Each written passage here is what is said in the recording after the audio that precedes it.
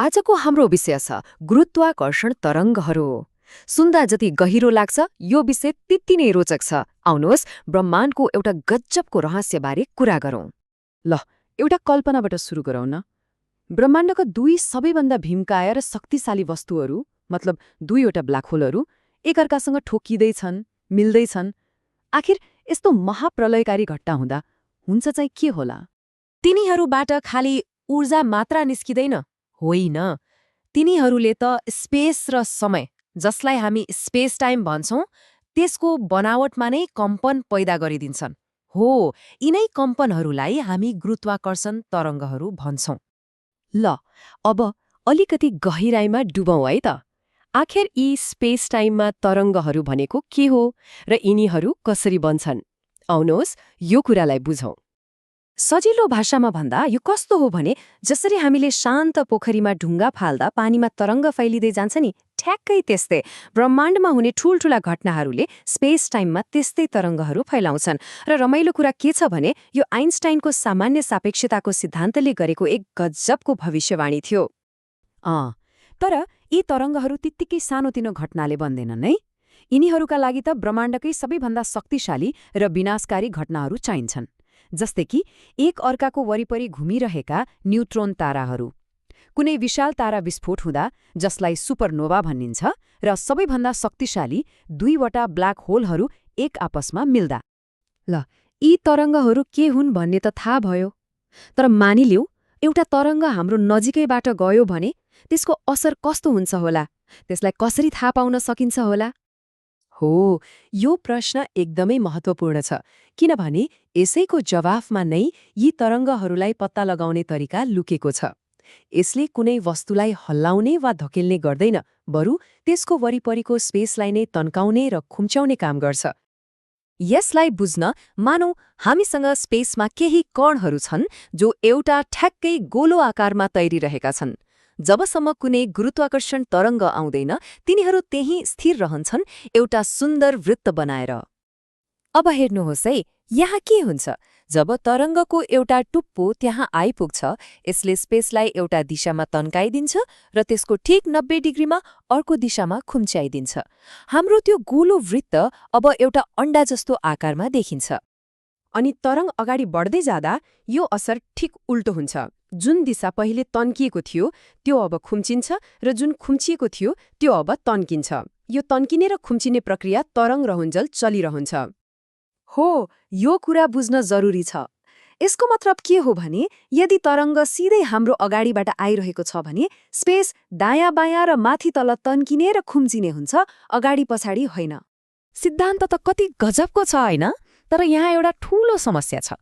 यी तरङ्गहरू जब पृथ्वीसम्म आइपुग्छन्, यति धेरै कमजोर भइसकेका हुन्छन् कि यिनीहरूलाई पत्ता लगाउनु भनेको लगभग असम्भव जस्तै मानिन्थ्यो। यो नम्बरलाई एकपटक हेरौँ त, 10 को पावर -21। यो भनेको ब्रह्माण्डको कुनै घटनाबाट आएको तरङ्गले पैदा गर्ने सामान्य असर हो। यो भनेको 0 पछि 20 वटा शून्य अनि मात्र 1। यो कति सानो अङ्क हो कल्पना गर्न पनि गाह्रो छ। यसलाई अझै सजिलोसँग बुझौँ न। मानौ हामीसँग 4 किलोमिटर लामो एउटा डिटेक्टर छ। गुरुत्वाकर्षण तरङ्गले त्यसको लम्बाइमा ल्याउने परिवर्तन कति हुन्छ? एउटा प्रोटोनको आकारको पनि 10,000 भागको 1 भाग जति। त्यो त केही पनि भएन। यसको तुलनामा त मान्छेको कपालको एउटा रौँ पनि 100 क्वाड्रिलियन गुणा ठूलो हुन्छ। अविश्वसनीय रूपमा सानो। अब यस्तो असम्भव जस्तो देखिने चुनौतीलाई पार गर्न वैज्ञानिकहरूले एउटा असाधारण र निकै चलाक उपाय निकाले। हो, यो यन्त्रको नाम हो लेजर इन्टरफेरोमिटर। यसको डिजाइन नै स्पेसमा हुने यस्तै अति सूक्ष्म परिवर्तनहरूलाई नाप्नका लागि बनाइएको हो। यसले काम गर्ने तरिका सुन्दा सरल लाग्छ, तर एकदमै शक्तिशाली छ। सुरुमा एउटा लेजरको किरणलाई 2 भागमा पाडिन्छ, अनि ती 2 किरणलाई 2वटा लामा सुरुङहरूमा पठाइन्छ, जो एक अर्कासँग 90 डिग्रीको कोणमा हुन्छन्। सुरुङको अन्त्यमा भएको ऐनाबाट ठोकिएर ती किरणहरू फेरि फर्केर एकै ठाउँमा भेट्छन्। अब सबैभन्दा चलाखीपूर्ण कुरा यहाँ छ। जब स्पेस टाइममा कुनै हलचल हुँदैन, फर्केर आएका ती 2 प्रकाशका तरङ्गहरूलाई यस्तो तरिकाले मिलाइन्छ कि तिनीहरूले एक अर्कालाई पुरै काट्छन्, रद्द गर्छन्।